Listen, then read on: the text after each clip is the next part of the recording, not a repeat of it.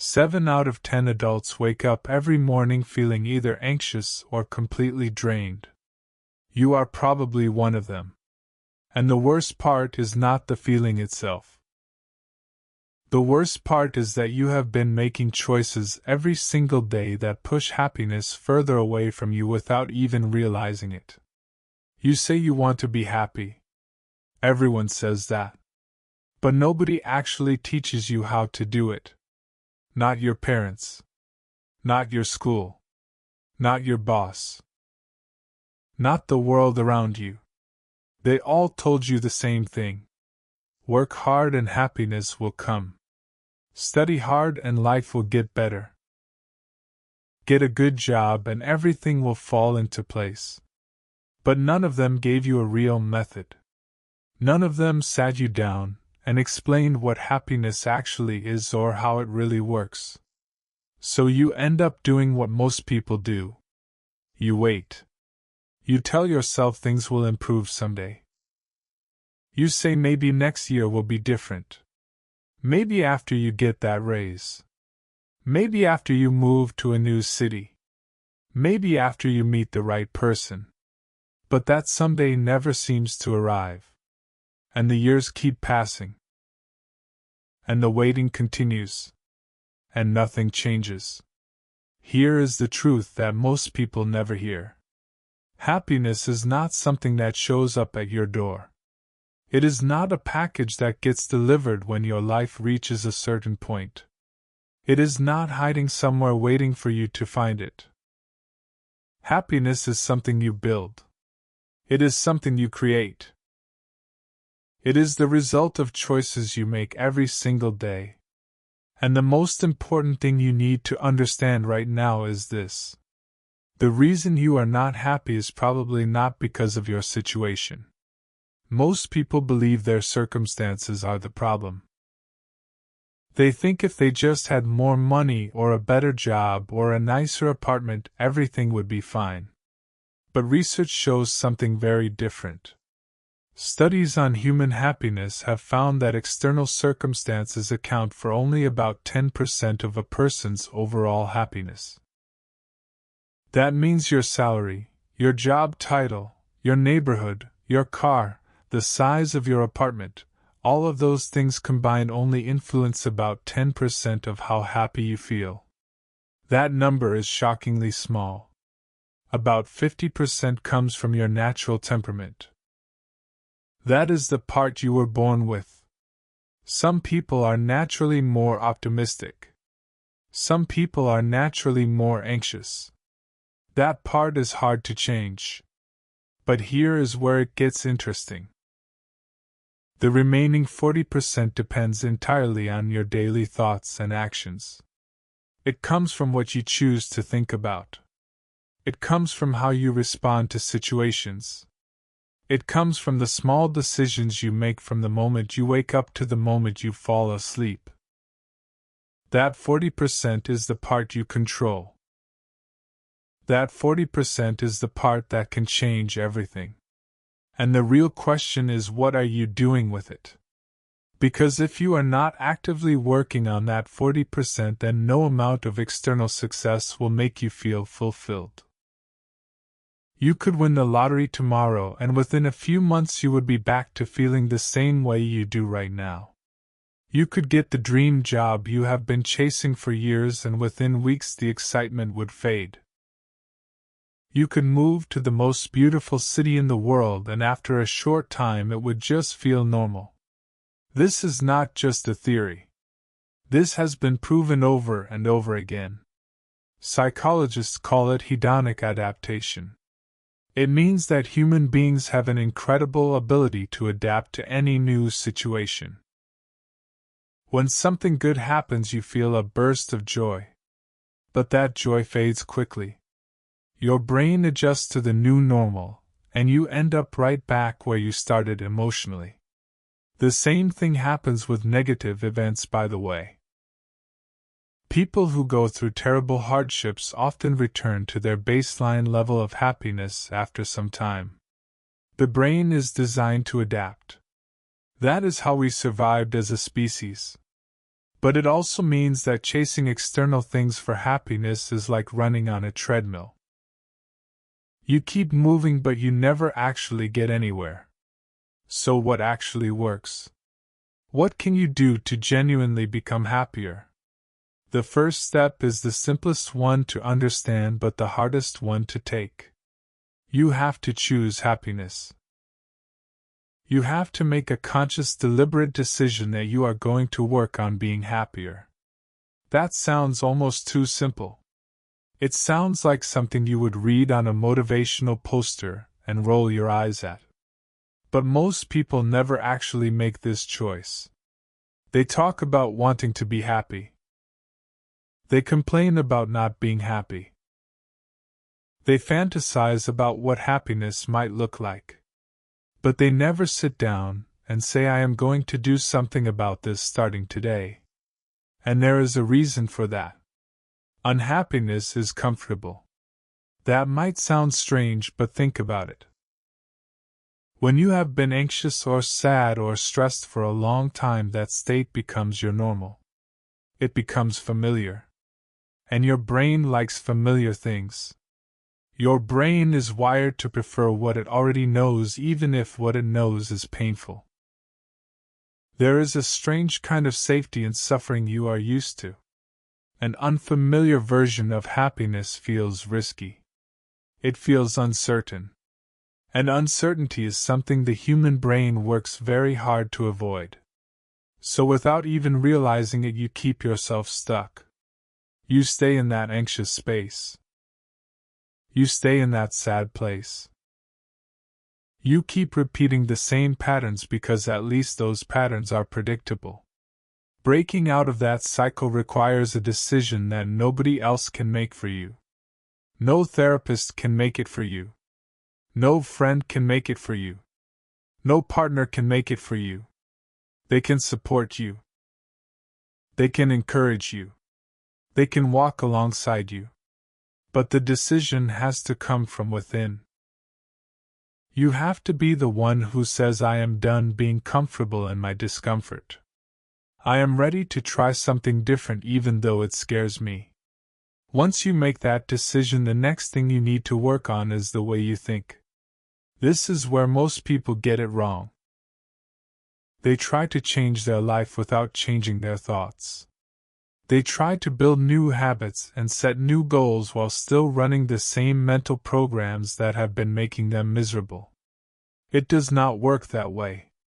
Your thoughts create your emotions. Your emotions influence your actions. Your actions shape your results. And your results reinforce your thoughts. It is a cycle. And if you want to change the cycle, you have to start at the beginning. You have to change the thoughts. Research suggests that the average person has around 60,000 thoughts per day. That is an enormous number. But here is the troubling part. More than 80% of those thoughts are negative. And about 95% of them are the same thoughts you had yesterday. And the day before. And the day before that. You are literally replaying the same worries, the same fears, the same regrets, the same self-criticisms on an endless loop inside your head. Day after day after day. And each time you replay those thoughts, they trigger the same negative emotions. Those emotions become your default emotional state. That state shapes how you see the world and how you interact with it. And the cycle continues. You feel bad because you think bad thoughts. You think bad thoughts because feeling bad is what your brain is used to. And because you feel bad, you keep thinking bad thoughts. Breaking this cycle requires conscious effort. You cannot just tell yourself to stop thinking negatively. That does not work. If someone tells you not to think about a pink elephant, the first thing you do is think about a pink elephant. Trying to suppress thoughts makes them stronger. Instead, what you need to do is learn to notice your thoughts without being controlled by them. When a negative thought comes up, you do not fight it. You do not pretend it is not there. You simply observe it. You recognize it for what it is. Just a thought. Not a fact. Not a prediction of the future. Not a permanent truth about who you are. Just a thought that your brain produced out of habit. Once you notice it, you can choose to redirect your attention. You can ask yourself, is this thought helpful? Is it based on evidence? Is it leading me somewhere productive? If the answer is no, you gently shift your focus to something else. This might sound easy, but it is not. Especially in the beginning.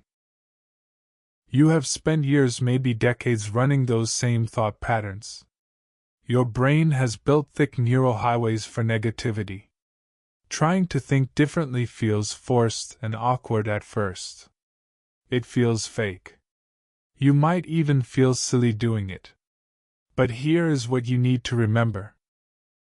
Your brain is not fixed. It changes based on how you use it. Neuroscientists call this neuroplasticity. Every thought you think either strengthens or weakens a neural pathway. When you repeatedly think negative thoughts, the neural connections for those patterns get stronger and faster. Your brain gets better and better at being negative. But when you start practicing different thought patterns, new connections begin to form. At first, those new pathways are weak and fragile. The old negative pathways are still dominant. But with repetition, the new pathways get stronger, and the old ones begin to weaken. Over time, positive thinking becomes easier and more natural. Not because you are forcing it, but because your brain has physically changed to support it. This is not wishful thinking. This is brain science. It has been measured and documented in study after study. People who consistently practice redirecting their thoughts show measurable changes in brain structure and function within weeks. So the effort is worth it even when it feels pointless in the moment. One of the most effective ways to start rewiring your brain is through gratitude. Now, before you dismiss this as cliché, hear this out. Gratitude is not about pretending everything is perfect. It is not about ignoring your problems. It is about training your brain to notice what is going well alongside what is going wrong. Most people have a negativity bias. The brain naturally pays more attention to threats, problems, and bad news than to positive experiences. This was useful when our ancestors needed to watch for predators, but in modern life it just makes us miserable. Gratitude practice counteracts this bias. When you deliberately look for things to appreciate, your brain starts to rewire itself to scan for the positive. It does not happen overnight, but it does happen. People who practice noticing small good moments in their day consistently report higher life satisfaction over time. The key is consistency. You do not need to write a gratitude journal if that does not appeal to you. You can simply take a few seconds at random points during the day to notice something that is okay. A warm cup of coffee. A clear sky. A stranger who held the door open. A song that made you feel something. These moments exist in every single day, but most people blow right past them because their brain is too busy scanning for problems. When you start catching those moments on purpose, something shifts inside you. It is subtle at first, but over weeks and months it builds into something significant. Now let us talk about anxiety, because this is something that affects almost everyone and very few people know how to handle it properly. Anxiety is not just a feeling. It is a physical state that affects your entire body. When you are anxious, your brain triggers the release of cortisol and adrenaline. These are stress hormones designed to prepare you for danger. Your heart rate increases. Your muscles tense up. Your breathing becomes shallow. Your digestive system slows down. This response is called fight or flight, and it was designed to save your life in genuinely dangerous situations. The problem is that your brain cannot tell the difference between a real threat and an imagined one. When you lie in bed at 3 in the morning worrying about a presentation next week, your body responds as if a predator is chasing you right now. Your brain floods your system with the same stress chemicals. Your body goes through the same physical response. And when this happens repeatedly day after day, it takes a serious toll. Chronic anxiety keeps your cortisol levels elevated. Over time, this weakens your immune system. It increases your risk of heart disease. It disrupts your sleep. It impairs your memory and concentration. It can even change the physical structure of your brain, shrinking the areas responsible for rational thinking and enlarging the areas responsible for fear and anxiety. This is not just an emotional problem. It is a health problem. And it deserves to be taken seriously. But here is what most people get wrong about anxiety. They try to eliminate it. They think the goal is to never feel anxious again. But that is impossible. Anxiety is a built-in survival mechanism. It is part of being human. You cannot remove it any more than you can remove your ability to feel pain. And you would not want to. Anxiety in appropriate amounts actually serves a useful purpose. It alerts you to genuine risks. It motivates you to prepare for important events. It keeps you alert when alertness is needed. The problem is not anxiety itself. The problem is unmanaged anxiety. The problem is when anxiety takes over and starts controlling your thoughts, your behavior, and your life. So the goal is not to eliminate anxiety. The goal is to manage it effectively. One of the most powerful techniques for managing anxiety is learning to distinguish between what you can control and what you cannot. When you feel anxious, take a moment to ask yourself one simple question. Can I do anything about this right now? If the answer is yes, then take action. Do the thing that will address the source of your worry. Even a small step counts. Send that email. Make that phone call. Write down a plan. Do something concrete. Action is one of the most effective antidotes to anxiety because it shifts your brain from threat mode to problem-solving mode. But if the answer is no, if the thing you are worried about is genuinely outside your control, then you need to practice letting it go. Not ignoring it. Not pretending you do not care.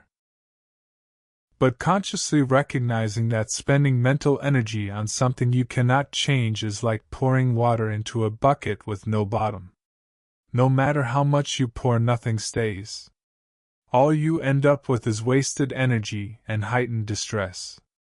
Other people's opinions are outside your control.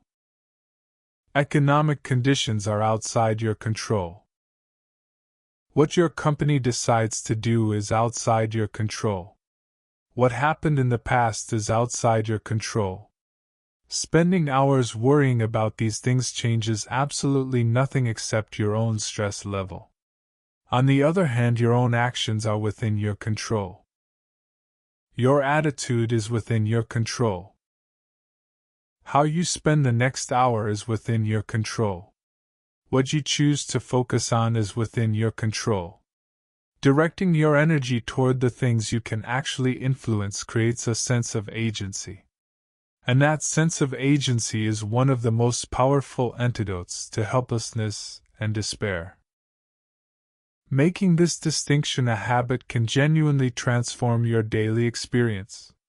Every time anxiety rises up, you pause. You ask yourself the question.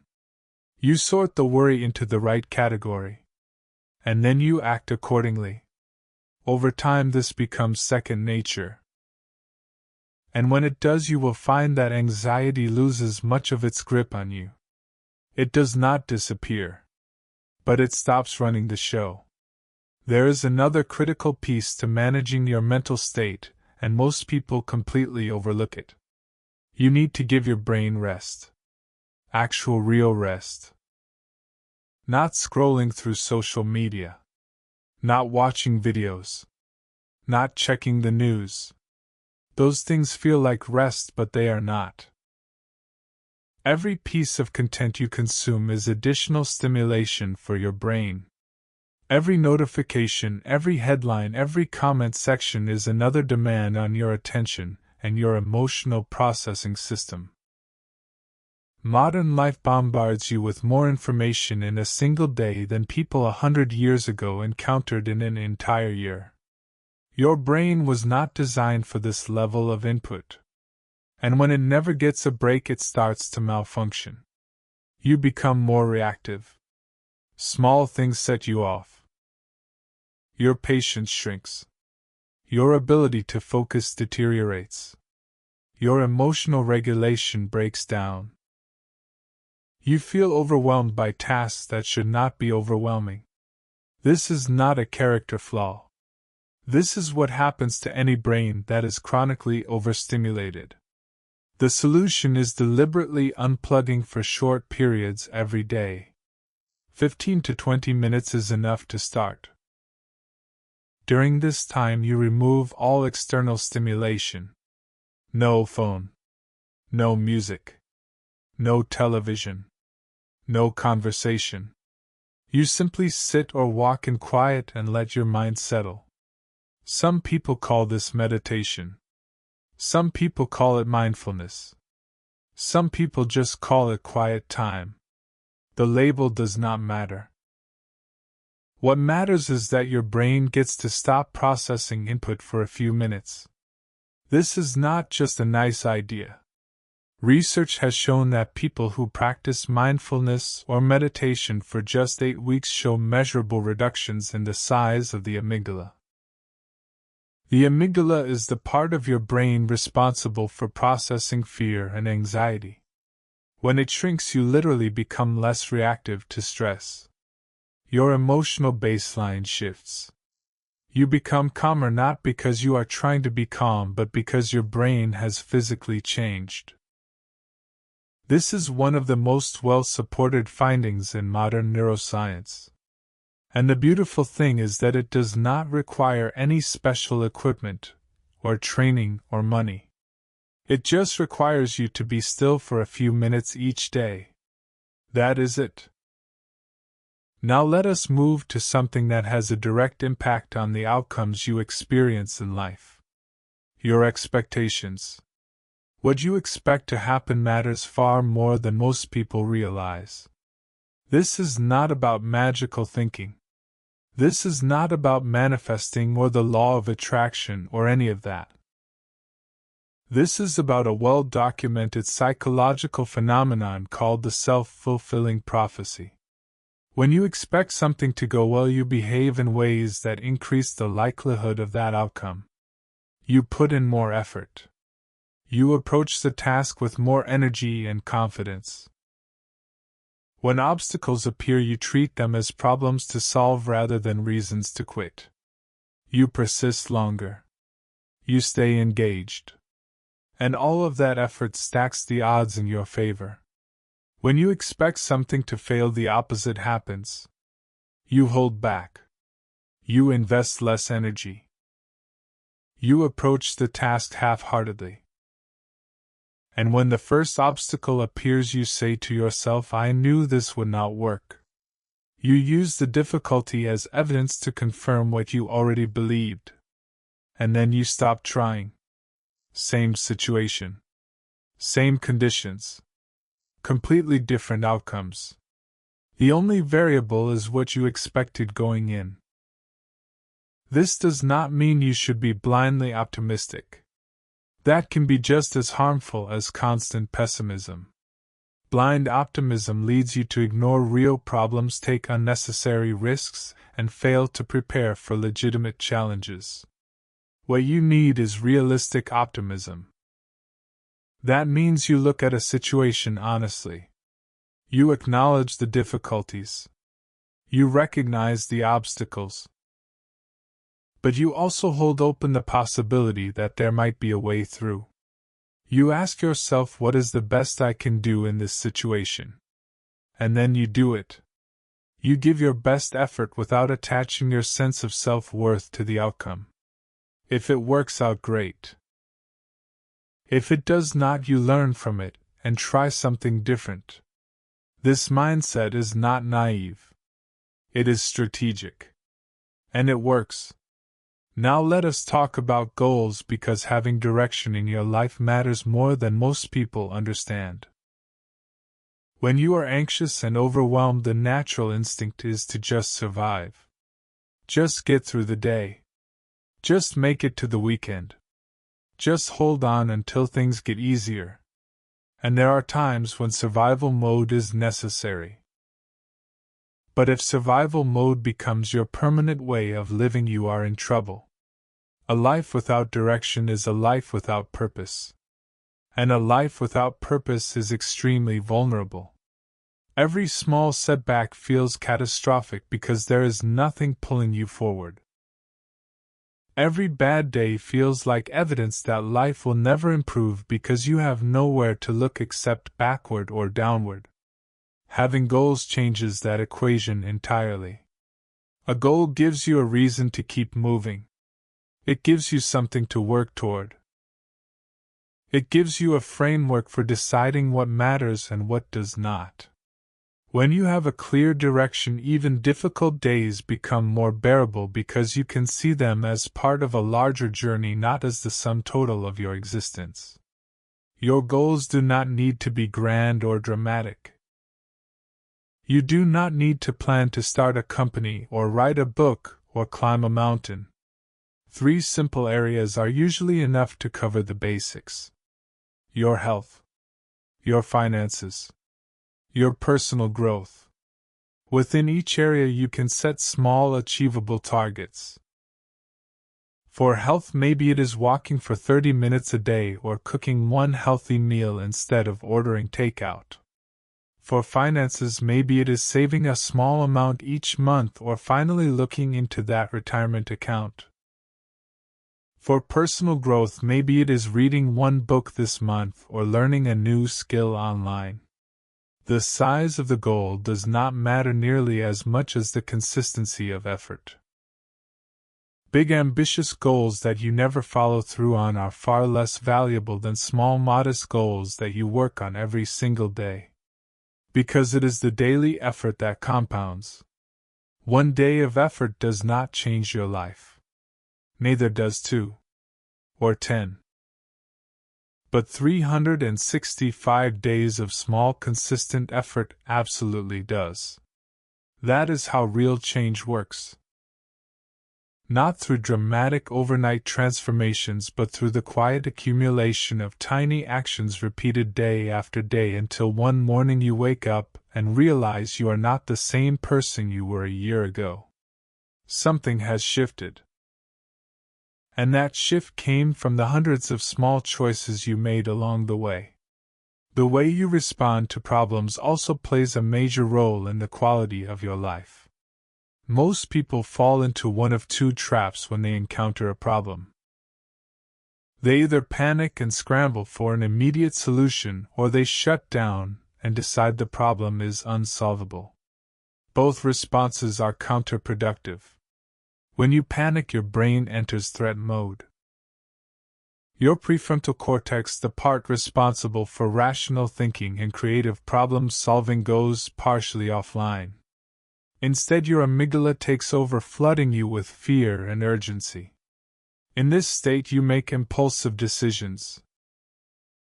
You grasp at the first solution that presents itself, whether it is good or not. You miss better options because your brain is too narrow, focused on the immediate threat. On the other hand, when you shut down and declare the problem impossible, you close off all avenues for progress. You stop thinking. You stop looking for answers. You accept defeat before you have even tried. The most effective approach sits between these 2 extremes. When a problem arises, the first thing you should do is nothing. Not permanently. Just for a moment. Take a breath. Let the initial wave of emotion pass through you. Recognize that the urgency you feel is largely manufactured by your stress response, not by the actual timeline of the problem. Most problems are not as urgent as they feel in the moment. Once you are a bit calmer, you can start to examine the problem more objectively. Write down what you know for certain about the situation. Separate the facts from your assumptions and fears. Most of the time you will discover that the problem is smaller and more manageable than it seemed when it was just swirling around in your head. There is something about putting thoughts on paper that strips away the emotional charge. A worry that felt enormous and overwhelming becomes a specific, concrete issue that you can actually address. Then identify what is within your power to do right now. Not everything. Just one thing. One small step forward. And take it. That single action breaks the spell of helplessness. It reminds you that you are not powerless. And it creates momentum. One step leads to another. And another. And before you know it, you are making progress on something that felt impossible just hours ago. It is also important to trust yourself in this process. You have solved problems before. You have navigated difficult situations before. You have more experience and capability than you give yourself credit for, especially when you are scared. Fear has a way of making you forget everything you have ever accomplished.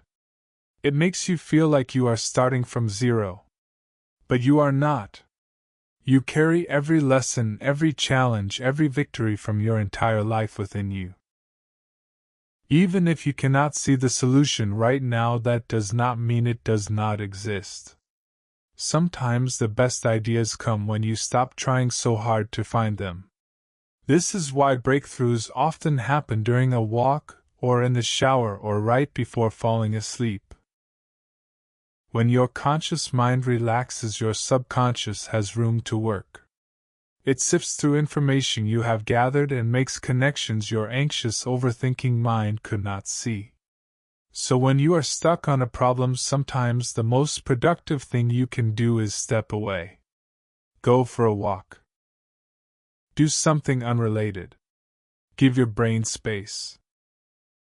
The answer may come to you when you least expect it.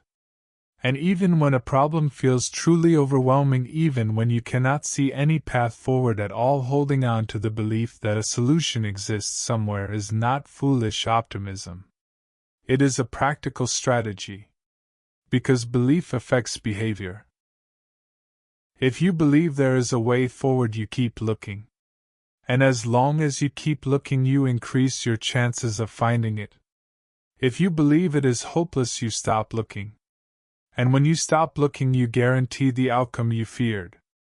This is not about positivity for its own sake.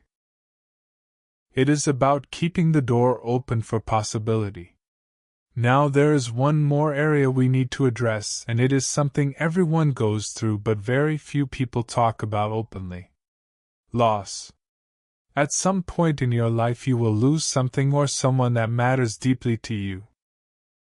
Maybe it has already happened. A relationship that ended. A career that fell apart. A person who is no longer here.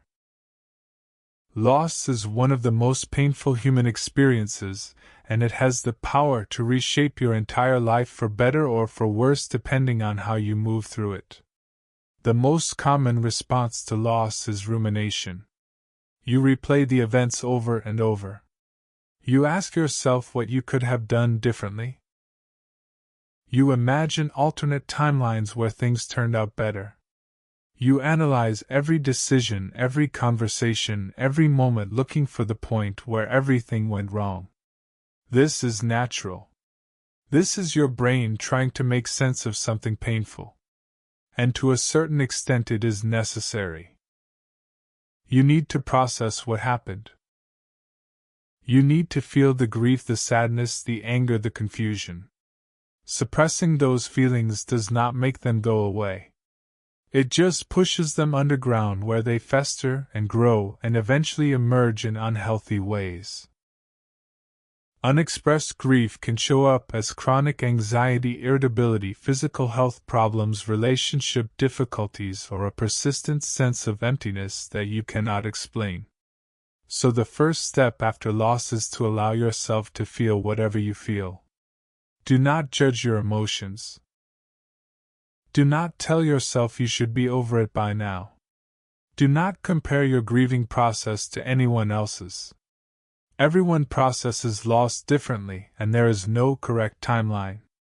But, and this is important, there comes a point where you need to start moving forward again. Not forgetting. Not pretending it did not happen.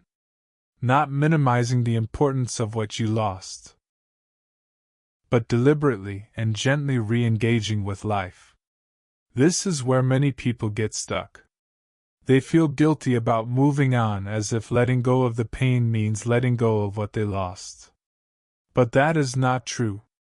You can honor what you lost and still build a new chapter. You can carry the memory with you and still take steps forward. You can feel sadness about the past and still create meaning in the present. These things are not contradictions. They coexist. Moving forward often starts with very small actions. Maybe you start exercising again. Maybe you call a friend you have not spoken to in months. Maybe you sign up for a class or start a project you have been thinking about. None of these things will make the pain disappear. But they signal to your brain and your body that life is continuing. And that signal matters more than you might think. There is a principle in psychology that many people get backward. They believe that emotions drive behavior. That you need to feel motivated before you can take action. That you need to feel happy before you can do things that happy people do. But the research shows the opposite. Behavior drives emotion. When you move your body, your brain releases chemicals like serotonin and endorphins that improve your mood. When you engage in activities, your brain shifts out of rumination mode and into engagement mode. When you connect with other people, your nervous system settles and your sense of safety increases. You do not wait until you feel better to start living. You start living and then you begin to feel better. This is not a motivational slogan. This is how human neurochemistry actually works. It is biology, not willpower. And understanding this can change everything because it means you are never truly stuck. Even on your worst day, you can take one tiny action. You can step outside for 10 minutes. You can drink a glass of water. You can stretch. You can listen to one song. These things seem insignificant, but each one sends a signal to your brain that says we are still here. We are still going. And those signals add up. Now here is the final thing I want to leave you with, and it might be the most important thing of all. Everything I have talked about today, changing your thoughts, managing anxiety, setting goals, processing loss, none of it happens quickly. There is no overnight transformation. There is no magic moment where everything clicks and suddenly life is perfect. That is not how it works. This is a process. It is a long, slow, gradual process. There will be good days and bad days. There will be days when you feel like you are making real progress and days when you feel like you are right back where you started.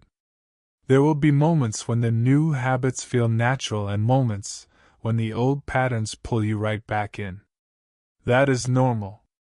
That is not failure. That is just how growth works. The path is never a straight line. It zigzags. It doubles back. It stalls. But as long as you keep going, it moves forward. The most important thing is not to be perfect. The most important thing is to be persistent. If you have a bad day, do not declare the whole effort a failure. Do not throw away weeks of progress because of one rough afternoon. Just accept it. Today was hard.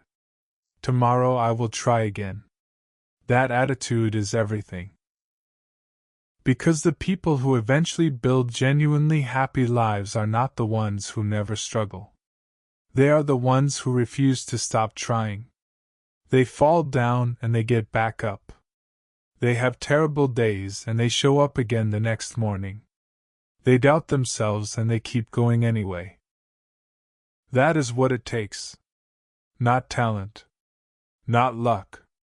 Not perfect circumstances. Just the willingness to keep showing up. The willingness to keep choosing the harder, better path even when the easier, familiar path is calling you back. Direction matters more than speed. You do not have to change everything at once. You do not have to overhaul your entire life today. You just have to take one small step in the right direction. And then tomorrow take another one. And the day after that another one. One step at a time. One day at a time. If you do that consistently, something remarkable happens. Those steps add up. They compound. The person you become after a year of small daily choices is profoundly different from the person you are today. Not because anything dramatic happened, but because 365 small changes accumulated into something real and lasting. You do not need a perfect plan. You do not need all the answers. You do not need to know exactly where you are going. You just need to start. And the best time to start is right now. Tonight before you go to sleep, try this one thing. Think about your day and find one moment that was okay. Just one. It does not have to be amazing. It does not have to be life-changing. Just one small moment that was not terrible. Hold that moment in your mind for a few seconds. Let yourself feel whatever small warmth it brings. That is enough for tonight. That is the beginning of something. And tomorrow do it again. That tiny practice is the seed. Everything else grows from there.